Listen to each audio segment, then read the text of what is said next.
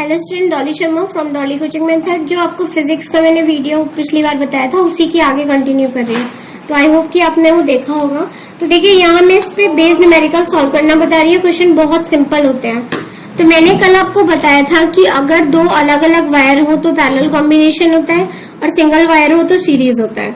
तो यहाँ देखिए हम फाइंड आउट करेंगे total resistance, total current and total potential difference. Individual potential difference बताऊंगी अलग अलग आपको।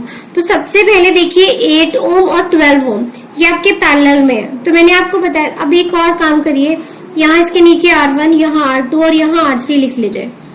तो इससे अगर आप चाहो तो यहाँ रेफर कर सकते हो। R1 को आपने 7.2, R2 को आपने 8 ओम और R3 को आपने 12 ओम लिया हुआ है। तो सबसे पहले हम पैरेलल कॉम्बिनेशन करते हैं। तो हम लिखेंगे R2 and R3 are in parallel. तो जब पैरेलल में है तो मैंने आपको एक फॉर्मेट बताया था कि हम क्या करते हैं, सिंपल उन दोनों की मल्टीप्लाई और नीचे उनका सम। तो आपके पास आ गया 8 इंटू 12 और नीचे आ गया 20। सिंपल 4 से कैंसिल कीजिए, यहाँ 2 और यहाँ 5 आएगा, यानी 24/5। इसे सॉल्व करोगे तो ये 4.8 ओम आएगा। अब मैंने आपको बताया था इसका इक्विवेलेंट सर्किट बना लीजिए। यहाँ देखिए ये केस हमारे पास जनरेट हो गया। इसमें है आपके पास 7.2 ओम और ये है आपका 4.8 ओम। इसके बाद ये बैटरी का जो कॉम्बिनेशन है उसे एज इट इज कनेक्ट कर दीजिए 6 वोल्ट। यहाँ देखिए अब आप आर डैश कह लीजिए तो 7.2 प्लस 4.8 ये दोनों सीरीज में, अगर आप इसे सॉल्व करोगे 0, यहाँ पे आ जाएगा आपका 12 ओम। 12 ओम आ गया। तो देखिए पहला पार्ट था टोटल रेजिस्टेंस, आर डैश की वैल्यू आ गई 12 ओम, इसे हाईलाइट कर दीजिए। दूसरा पार्ट जो है वो करंट है। करंट निकालने के लिए V अपॉन आर डैश करेंगे। V की वैल्यू आपको 6 दे रखी है और ये 12 यानी 1/2 दैट इज 0.5 एम्पियर करंट आ गई। अब आपको इंडिविजुअल पोटेंशियल डिफरेंस निकालना है। तो देखिए ये वाला पॉइंट बहुत ज्यादा इंपॉर्टेंट है। अगर मैं आपसे बोलूं, मैंने आपको कल बताया था कि अगर रेजिस्टेंस पैरेलल में हो तो करंट डिवाइड होती है और वोल्टेज सेम रहता है। तो आप यहाँ पर लिखोगे 8I1 is equal to 12I2। मैंने इस वाली आर्म में I1 और इस आर्म में I2 करंट ड्राइव कर दिए और जो I है वो टोटल करंट है I। यानी आपके पास पहली इक्वेशन तो बन गई I is equal to I1 plus I2 और सेकेंड इक्वेशन ये हो गई। तो देखिए यहाँ से अगर आप कैंसिल करो 4 से तो 2I1 इक्वल टू 3I2 आएगा। यानी सिंपल आप I1 is equal to 3I2 upon I लिख सकते हैं, अपॉन 2 लिख सकते हैं। अब इस रिलेशन को जब हम यहाँ पर यूज करेंगे तो देखिए हमारे पास आएगा, इस रिलेशन को जब हम यूज कर रहे हैं तो आपके पास था I equal to I1 plus I2। I की वैल्यू आपको पता है कितनी, 1/2 और I1 की वैल्यू है आपके पास 3I2 अपॉन 2 और ये है I2। सिंपल एलसीएम लेंगे तो देखिए 3I2 प्लस 2I2 अपॉन 2 आएगा और ये 1/2। 2 से 2 कैंसिल, यानी I2 की वैल्यू आपके पास आ जाएगी 1/5। I2 की वैल्यू 1/5 आ जाएगी I2 की। अब अगर आप I1 निकालते हो तो I1 है 3I2 अपॉन 2, यानी यहाँ पे 3 इंटू 1/5 इंटू 2 लिखेंगे, यानी 3/10 आ जाएगा, इतने एम्पियर।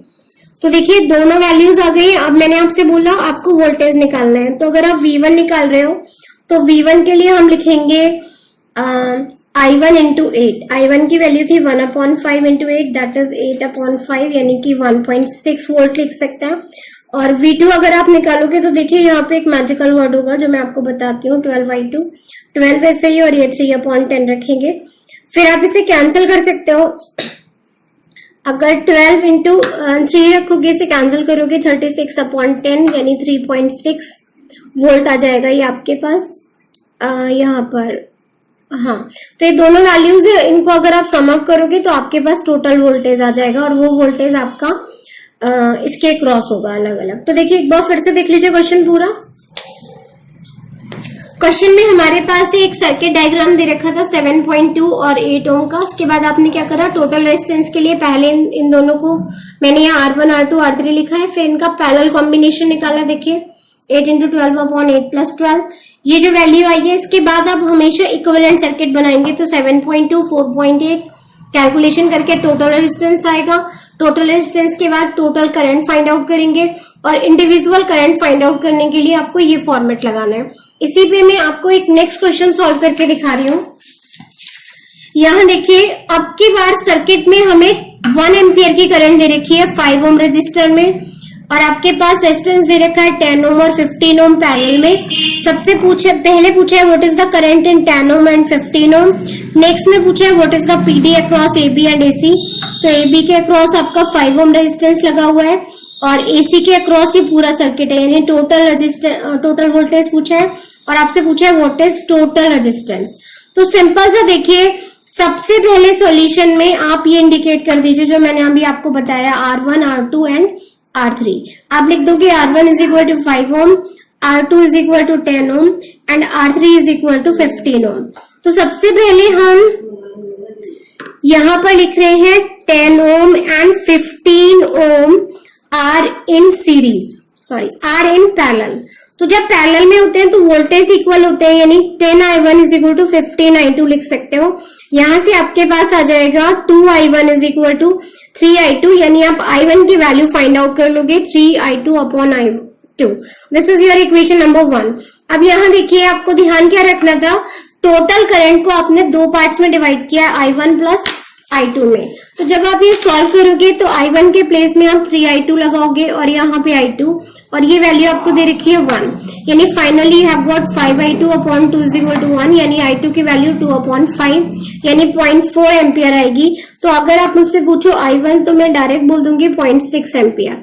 तो सबसे पहले पूछा था what is the current in 10 ohm and 15 ohm. तो 10 ओम में जो करंट मैंने ड्राइव की है वो I1 है और जो 15 ओम में है वो I2 है। तो इन दोनों की इंडिविजुअल वैल्यूज आ गई।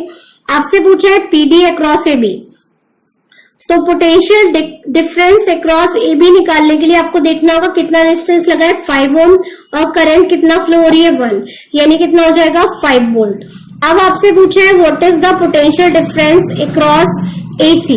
तो सबसे पहले टोटल रेजिस्टेंस निकालना है। तो टोटल रेजिस्टेंस में देखिए, आपने 10 इंटू 15 अपॉन 25 लिखा, 5 से डिवाइड कर दीजिए, यहाँ पर आएगा 2 और यहाँ पर आएगा 5 से कैंसिल करेंगे 3 यानी कि 6 ओम। फाइनली आपका जो इक्विवेलेंट सर्किट बनेगा वो देखिए ये होगा 5 ओम एंड 6 ओम। तो यहाँ से आपके पास आर आ जाएगा 11 ओम, और अगर आप वोल्टेज निकालोगे तो वोल्टेज के लिए 11 इंटू 1 करेंगे, यानी आपके पास 11 वोल्ट जो है वो टोटल वोल्टेज आएगा। इसी में एक और छोटा सा क्वेश्चन देखिए, सिंपल कॉम्बिनेशन पर है। कल मैंने आपको बताया था कि अगर दो रेजिस्टेंस पैरेलल में हो तो सिंपल क्या करिए, दोनों का मल्टीप्लाई करिए और नीचे दोनों का सम। तो ये हैव गॉट 10 इंटू 40, नीचे आ गया आपका 50, 0 से 0 कैंसिल कर दीजिए, 5 से कैंसिल करिए, यानी यू हैव गॉट 8 ओम। और दूसरा क्राइटेरिया हमारा था 1/10 प्लस 1/40। जिनको एलसीएम लेना इजी लगता है वो ये वाला वे अडॉप्ट कर सकते हैं, 4 + 1 यानी you have got 5/40 that is 1/8, और सिंपली आप 1/r इज इक्वल टू 1/8 यानी आप r इज इक्वल टू लिख सकते हैं 8 ओम। फिर से देखिए एक और क्वेश्चन जो मैं आपको सॉल्व करके दिखा रही हूँ, 5 ओम, 4 ओम एंड 10 ओम। इसमें आपको फाइंड आउट करना है total resistance, total current in 5 ohm and 10 ohm resistance, और कंडीशन दी है when the current in 5 ohm resistance is 1 ampere। तो देखिए यहाँ पे एक बहुत इंपॉर्टेंट प्रॉपर्टी यूज हो रही है, वो ये कि सबसे पहले उस प्रॉपर्टी के बारे में ही बता रही हूँ, voltage remains constant in parallel में वोल्टेज हमेशा कांस्टेंट रहता है। इन पैरेलल कॉम्बिनेशन लिख सकते हो, यानी आप यहाँ पर लिख सकते हो 5I1 is equal to 4I2 is equal to 10I3। तो देखिए इस पर्टिकुलर केस में आपको I1 की वैल्यू दे रखी है कितनी, 1 एम्पियर। तो अगर मैं आपसे बोलूं कि वोल्टेज बताइए तो आप लिखेंगे 5 इंटू 1, यानी ये वैल्यू आ जाएगी आपकी 5 वोल्ट।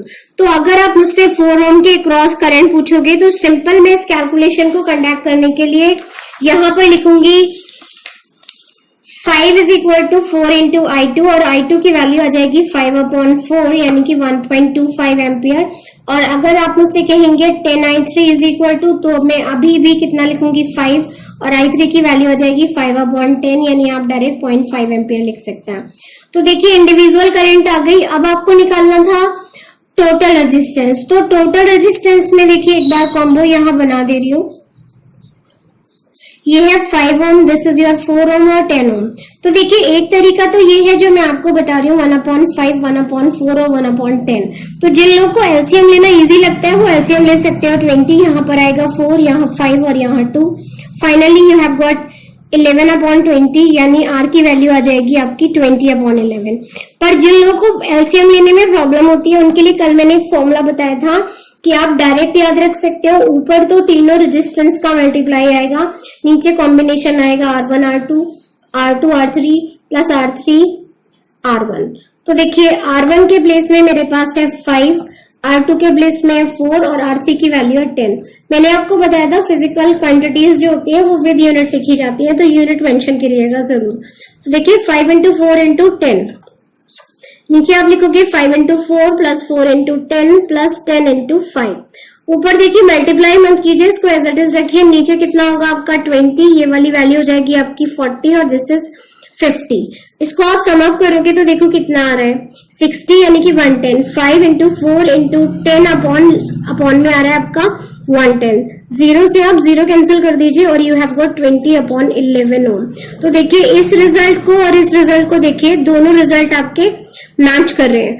तो मैं आपको बोलूंगी अगर आपको एलसीएम लेने में प्रॉब्लम है तो आप ये वाला फॉर्मेट लगाइए, बिकॉज इसे लर्न करने से क्या होगा कि आपका प्रेजेंस ऑफ माइंड इंक्रीज हो जाएगा और आपका एक डर कि हमें न्यूमेरिकल आता था, हमें समझ आ गया कि ये पैरेलल कॉम्बिनेशन है, उसके बाद भी गलत हो गया क्योंकि हमने कहीं एलसीएम लेने में मिस्टेक कर दी।